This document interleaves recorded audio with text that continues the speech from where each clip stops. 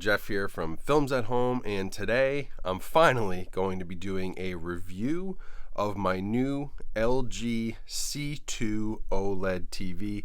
This is the TV that I purchased when I moved into the new house, and I've been using it now for a couple of months. I feel like I can finally do a proper review, and so I'm going to give you a full rundown on this TV. I'll compare it to some other TVs that I've used, like my Sony 4K TV that I now have in my living room upstairs, and we'll talk about all the different specs and really what you can expect from an OLED TV like this, specifically when you're watching movies, but I'll also cover other content like gaming and sports as well, so you can get a good idea if you're looking for a general purpose TV. So sit back, relax. I'm going to get behind the camera, start talking to you guys from there, and we'll review this TV. Alright guys, so here she is in all her glory. This is the LG C2 OLED TV. I have the 65-inch model, which I was able to pick up at Costco, actually with a 5-year warranty at Costco. 5-year warranty is pretty good, especially for an OLED. That's one of the things that worried me, was like burn-in and stuff.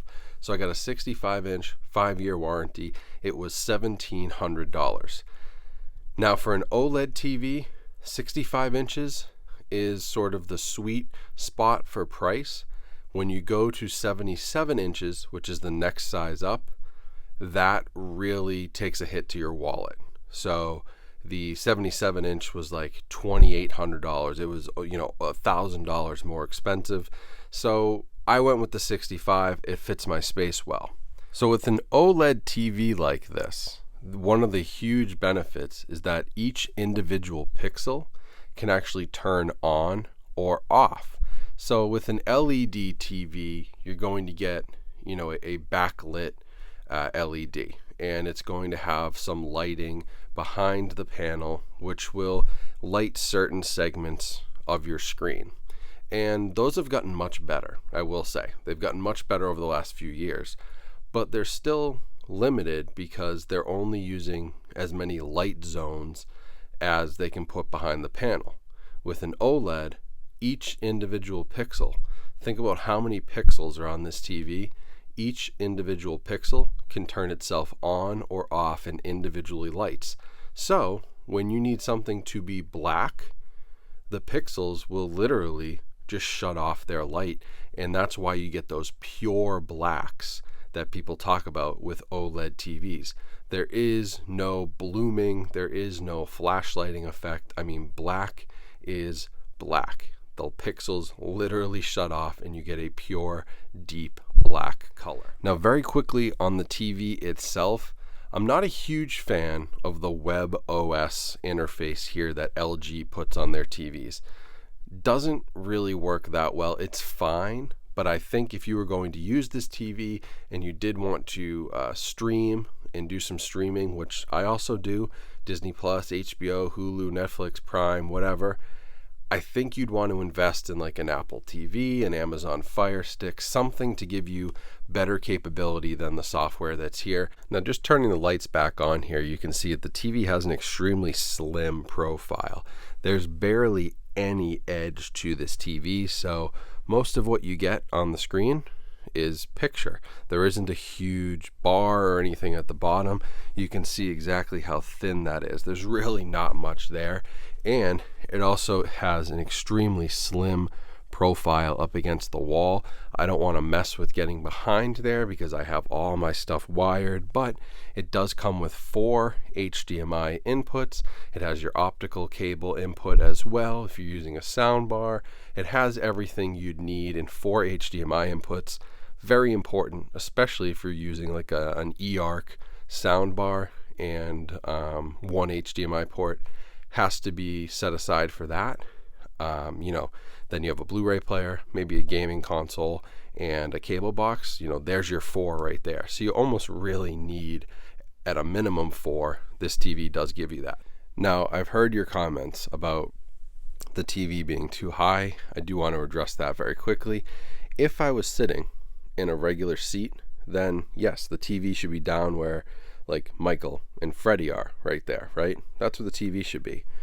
And that would be my eye level. But if I recline, and I'm going to keep this camera at the exact same angle, you can see how now my eye level goes way up, right? So now, in order to see at eye level where Michael and Freddie are, I would have to sit up and crane my neck like this, or I can recline, lean back, and I've got a great angle on this TV. So that's the reason that it's up higher, and it is angled down. I have it set up because if I'm watching something, I'm reclining. So I don't want to be craning my neck forward. I want to be sitting back and sort of building this 45-degree angle from my eyes to the TV. So this set has been amazing for watching 4K movies, but it also has a really interesting game optimizer setting where you can play with different motion settings, reduce your blue light. You can also mess with latency and different things like that. So it's actually not too bad. Even for games, I do have a PlayStation 4 hooked up down here to it, so I do get some HDR gaming, although I'm not getting 4K gaming. It is really nice to see that that option is there. So if you do want to play games, you get that option, and you can certainly get a pretty decent experience. There's a reason why a lot of people have been moving to OLED monitors for their computer setups. It's a really, really nice picture, and it can actually have a pretty decent response rate. Now, one of the other really nice things that this TV has is OLED panel care. One of my biggest concerns with an OLED TV was burn-in. Sometimes if you're watching, like, say, ESPN and the logo's in the corner for a long period of time, older OLED panels, that ESPN logo could get burnt into your panel. Now with OLED panel care, you can do pixel cleaning. You can make sure the screen moves just slightly. It'll shift like 1 pixel at a time when you're watching certain content. You can adjust the logo brightness for different applications you're watching, and it'll also give you recommendations. But it is really reassuring to have this, and there's a whole OLED panel care system and settings that you can play with. So they've pretty much figured out that burn-in issue, and as long as you're taking care of it and you're not leaving things on all the time, you should be good. One really interesting advanced setting here is that they have their filmmaker mode. Now they say you put this on, it'll automatically recognize movie content and express the aspect ratio, color, and frame rate as directed by the film director, supported by HDMI inputs. So I liken this to sort of like the Sony TVs. They will be able to play content at 24 frames per second and reduce the judder for movies. So if you turn this on, that should be what you get there, and it should give you some sort of an HDR optimized color. I've played with it. I don't notice a massive difference between using this and not using it, but it is something I want to play with a little bit more and see how it does change certain movies, because I just haven't seen it do too much, and the judder hasn't been super noticeable with it on or off. So, I mean, good. The TV is doing a great job of playing this content either way, but I do need to play with this setting some more. So I have to say, overall, I'm really, really happy with this TV. The LG OLEDs are a TV that I put off because I was afraid of their technical issues with panel burn-in.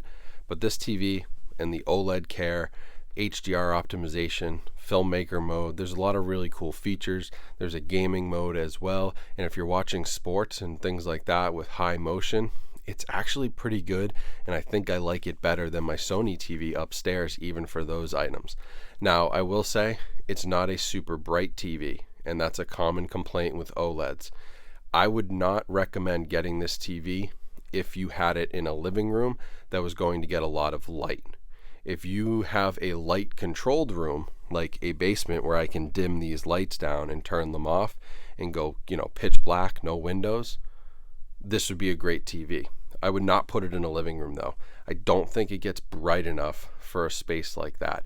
It has great black levels and great contrast, but you really do need to have a light controlled environment, or your complaint will probably be that the picture is too dark. So now, just to give you a quick demo where I won't get in trouble with YouTube copyright strikes by showing a movie, I did pull up some 4K HDR content here off of YouTube to give you an idea of the picture quality. The colors are extremely vibrant and lifelike. And keep in mind, like, this is a YouTube stream. that's been compressed. This isn't even a 4K, HDR Blu-ray disc, but it does truly look incredible.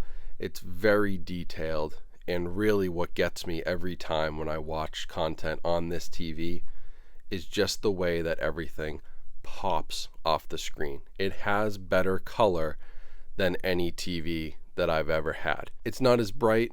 It maybe doesn't have the best software. It doesn't have the best interface. It doesn't have Android TV or anything like that. But when it comes down to it at the end of the day, what you want on a TV is a beautiful picture, especially if you're watching movies at home and you're investing in 4K Blu-ray. And that's what this TV gives you 100 times out of 100. It is really near perfect. Now, I looked at other models. There's better LG models that have a little, some more features. There's Sony OLEDs, which I'd love to take a look at someday.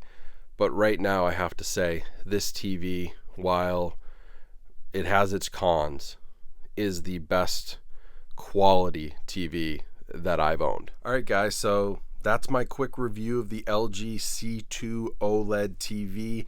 I know I'm obviously not like ratings.com or like one of these big tech channels that specifically focuses on TV reviews, but I have a pretty good idea of what looks good, obviously, when it comes to movies, and I do want to cover this for you guys from that perspective. So I'm sure there are people who do better technical reviews and dive more into the way the panel's made up and all this stuff and the technology. Yes. But what I wanted to talk about was picture quality, whether this is worth picking up, and I would have to say it is. Like I said, it's my favorite TV that I've ever owned. It has amazing picture, and as long as you're in a light controlled environment and you do enjoy watching movies, it's going to be a great setup.